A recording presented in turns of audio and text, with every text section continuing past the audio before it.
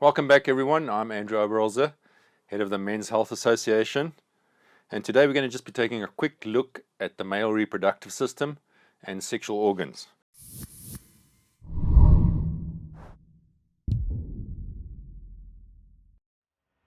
So let's take a look at the model here.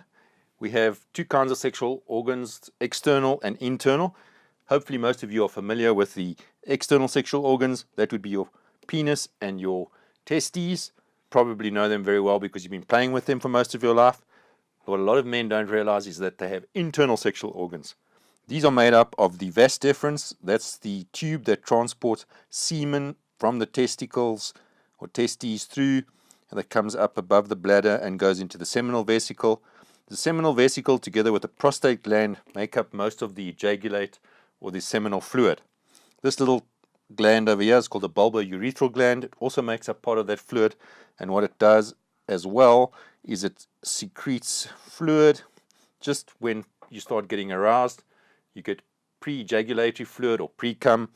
You remember there's normally a drop at the top of the penis. That's because that fluid is actually clearing this urethra here of the acid, so that when the seminal fluid with the sperm travel through, there's no acidity that will kill the sperm.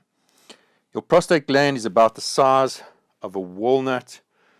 That's about that size, and you can see it's situated just underneath the urinary bladder, and there's a tube that goes through called the urethra that carries urine through the prostate and into the penis.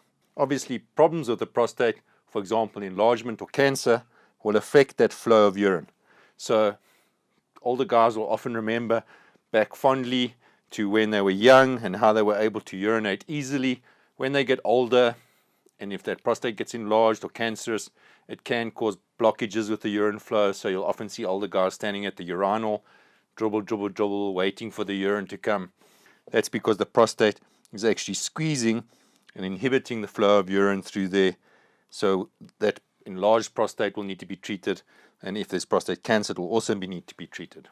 Obviously, if that prostate has to be removed for any reasons, there won't be ejaculations anymore, because a lot of the ejaculatory fluid is made up from the fluid produced by the prostate gland. The seminal vesicle often has to be removed as well, because prostate cancer often spreads to that seminal vesicle. So that's basic male anatomy 101, and gives you an indication of how intricate this whole system is. You'll probably have also realized by now that it's not actually made or designed for sexual pleasure. It's designed for making sure that the semen can get a safe journey and travel through the penis into the vagina and do their job of fertilizing an egg.